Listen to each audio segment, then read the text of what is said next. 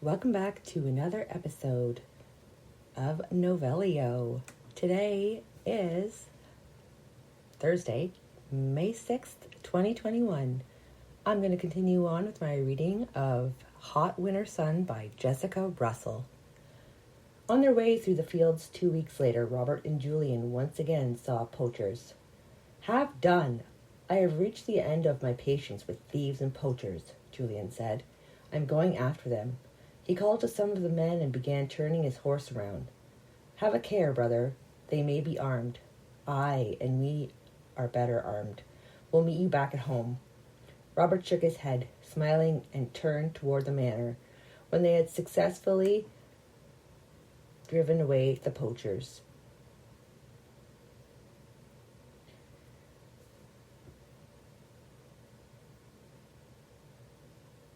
Julian casually turned his horse for home with the men who had ridden out with him, deciding to allow the stallion to drink from the stream. He told the others he would catch up and veered slightly away from the path. Before reaching the water, he was astonished to see Catherine walking through the forest. He was about to call out when a man appeared from the other direction. She ran to him and they embraced. Although it was a short gesture and not exactly passionate, he immediately determined him to be a former or current lover. "You little Conover." No, it cannot be possible she was paying court to a lover behind Robert's back. As much as he distrusted her, it did not seem like something she would do. Or was it? He watched as she grasped the man by both hands, and they spoke intensely for several moments before she turned back in the direction of the manor and the man made his way out of sight. What fun it would be to suddenly come upon her and announce that he had seen her and her clandestine meeting, but he thought better of it. Certainly she was never out of sight long enough to be conducting a full-fledged affair, but that still did not explain this brief but traumatic meeting, and he was suspicious afresh at her motives for marrying his brother. "I think I will just keep this to myself for a while," he thought. He liked the idea of goading Catherine, but did not want to bring up something out that may break his brother's heart. Of course, men are constantly up to such tricks, but one did not expect it from women. The days flew by, and soon it was October, and the household arranged a ride to look at some of the new trees that were planted several years before, and then on to Simon's Shores.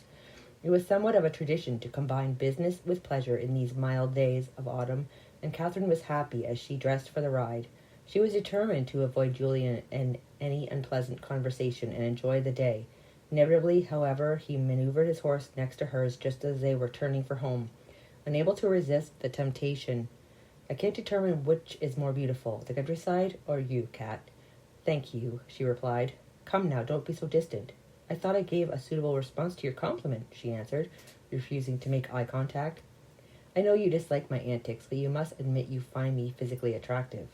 "And why, pray tell, is that?" she said, finally turning to look at him.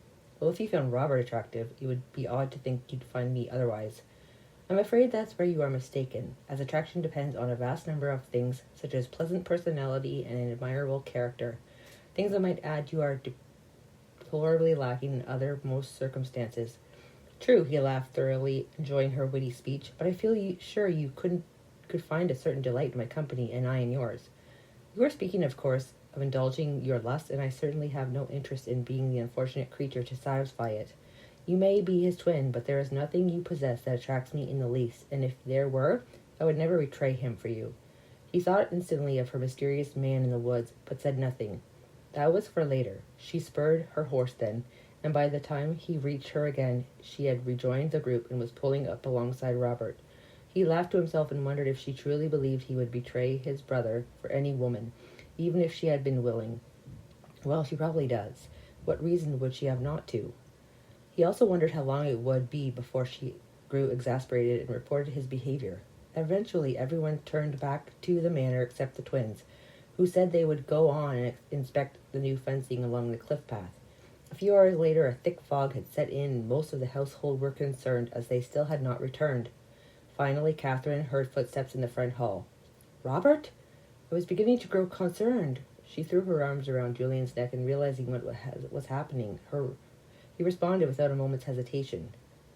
He brought his lips down on hers, and the possessiveness of her reaction instantly filled with him burning passion. She broke away at last and looked at him. "I shall faint." He laughed and she smiled at him. "Never have shrunk indeed. I should be desolate if I lost you, Robert. You mustn't scare me again this way." "Do you doubt that I'm invincible?" I shook my fist at the sky and the fog rolled off. With this, he bent to kiss her again, but something made her back away. After a few seconds, she exclaimed, "You're Julian!" It was saying I was invincible that gave it away, wasn't it? My brother would never be so despotic. Don't worry, he's a few moments behind. We've time for another kiss. Suddenly she reached out, slapped him with an intensity that surprised him. "You are the devil himself to trick me like that." Over his initial shock, he began to laugh. "Really, Kat, you came to me after all. Can you blame me for taking what was so charmingly offered? I couldn't have refused if I wanted to." He put his hand to his cheek. "We have a real firebrand here, don't we?" "There is no we," she said angrily. "I am Robert's wife, not yours, and if you ever hurt me, I'll kill you." "I believe you would," he smiled. "Just make sure it's me and not Robert when you draw your bow." "I hate you," she said. "Stay away from me if you know what's good for you. I'll do worse than slap you next time." "The lady has spoken." "Very well, until then," he laughed as she swept past him, and it only occurred to him later that she would likely tell his brother. He certainly wouldn't stand for this kind of treatment of his wife. She may tell him this time, too. After all, how far would she let him go? It would not be the first time they argued over a woman, but this was different. This was Robert's wife. "You two gave us quite a fright today. You shouldn't stay out when it's become so foggy," Jennifer I said at supper last night. "It was Robert's idea to keep going. I wanted to return before 4, said Julian. "It's difficult to believe it was you exercising caution for once," replied Richard. "But he's telling no lies, Richard," Robert said. "I did nag us to keep going, much to my dismay later. I fear I gave my wife quite a scare. She was terribly annoyed when I got here." "Yes, she did seem angry in the hall earlier," Julian said, smiling mischievously at Catherine. She looked at him sharply but said nothing. So she had not told him. He was truly puzzled as to why, but like so many other things in life, he failed to see the significance of it until much later. The next day, finding Catherine in the garden, he apologized for his outlandish prank, but she was less than receptive to anything he had to say. "I don't understand why you can't behave normally. You don't like me any more than I like you, so why not avoid each other? It's a large household, after all. Why must you always do something to stir up trouble? Kat, I'm truly sorry. You don't mean to hate me forever over it. I won't try mischief like that again. You have my word. I prefer you do not call me Kat. It is Robert's special name for me, and I don't like to hear others use it, particularly you." "That doesn't tell me if I'm forgiven or not, though," Julian said with a smile that was so much like Robert's that Catherine found it difficult to be angry. Why did they have to be twins?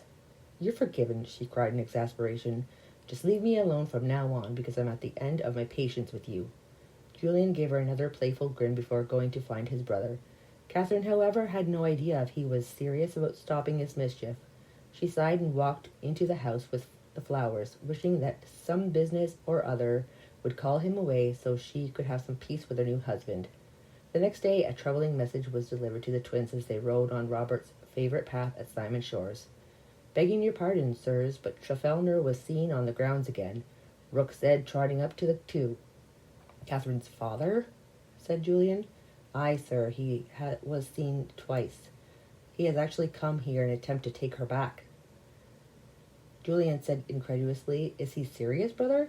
"It isn't the first time either. I told you the man was mad.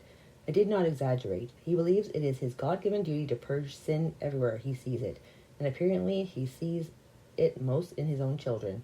He turned to Rook and gave orders to gather the men and scour the grounds to ensure the old man had left. Rook touched his forelock and rode off in the other direction. "The man must know that he can no longer dictate his daughter's life now that she is a married woman," Julian said. "Nay, Julian, there is something wrong with his mind, and he comprehends nothing. He intends to exact some type of revenge on Catherine for daring to thwart him and marry me. While claiming to be a God-fearing man, he's nothing more than a hypocrite." Julian turned to Robert suddenly and said, "Do you think he would truly attempt to come on this property and do her harm?" "Yes, brother, I do. I'm telling you the man is mad. He is the reason I did not wait to marry Catherine. We had a date planned and wanted a formal, if quiet, wedding, but when I returned from abroad to find that her mother was dead and her older brother somewhere in London, I knew I couldn't leave her there any longer. I didn't want to throw the family into a tempest, but I acted as I had to. Julian nodded, still looking thoughtful. In fact, Robert continued, I'm still trying to contrive a way to extract her younger sister and brother away from the home. The man is a brute. As soon as his daughters become beautiful young ladies, he sees nothing but evil. One ran away to France with a lover. We may never know how that turned out. And the other is just now becoming a woman. She'll soon be treated as monstrously as Catherine has been.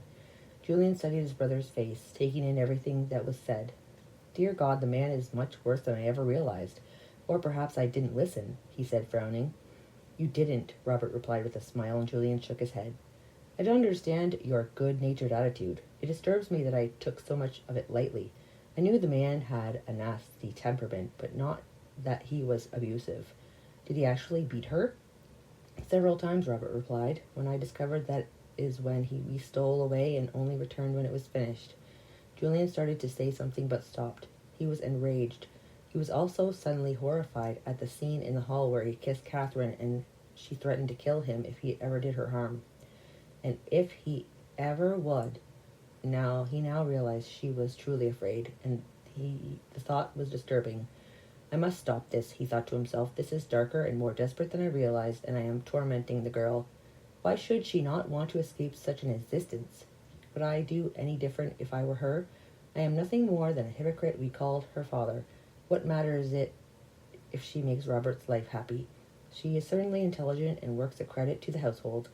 If she's living by her wits, so be it. He certainly loves her, and it releases me from having to produce an heir. He laughed to himself when Lizette crept into his mind and looked up to find Robert studying him. Robert, I'm truly sorry, Julian said with feeling. I fear I wasn't grasping the seriousness of it. I feel I've let you down. How? What could you have done? There was no way to know whether he would try to come here. I was prepared. At least if I was paying attention, I could have been prepared as well and on alert for him. I'd love to meet him face to face and confront him about his actions. How I hate these cowards who abuse the helpless. As do I, Robert replied. You must do me a favor, though. Please do not mention any of this to Catherine. She still lives in fear of the man, and I believe it's bordering on an unhealthy obsession. I'd rather she not know he was anywhere near Briarwood. I want her to shield her from this. Do I sound overprotective? No, I understand, said Julian. It shall be. They rode off together, but Julian was disquieted over the entire incident. He determined to be better to Catherine in the future. A few days later he made a point to wait for her in the gardens, as she knew she would be gathering roses with Sarah. I'll take that, Sarah, Julian said, speaking of the basket Sarah was holding for Catherine to place flowers in as they went along. Sarah was curious, but handed it to him and left the garden. Catherine was seething. However, she did not want a scene in front of anyone. You've suddenly become interested in roses, then? She said with an edge of sarcasm in her voice. I can't say I've ever noticed them much before. However, I thought perhaps I could prove myself a gentleman after all and get back in your good graces a bit, he answered with a twinkle in his eye. Were you ever there to begin with? You have a sharp tongue, Catherine. Perhaps. Regardless, we'll see how long you can maintain proper manners. Just then Carinza appeared to tell Catherine there would be visitors from London that evening. Catherine always thought it was uncanny how Carinza seemed to materialize out of nowhere at times, but pushed the thought away as she began speaking. It is the General from Ramsgate and his wife. Robert just told me they were coming. I believe it was not firmly set until earlier today. With barely a goodbye to Julian, Catherine walked off with Carinza. He couldn't help but smile, and he mused again at the way she carried herself, almost as if she were gliding along. She swayed as she walked, so graceful was she, and he thought it gave her an even more ethereal aura. Finally he looked down and realized he was standing there holding a flower basket. Feeling utterly ridiculous, he took it into the house. This was left in the garden, he said to the first maid he passed, quickly handed it to her, and went on his way.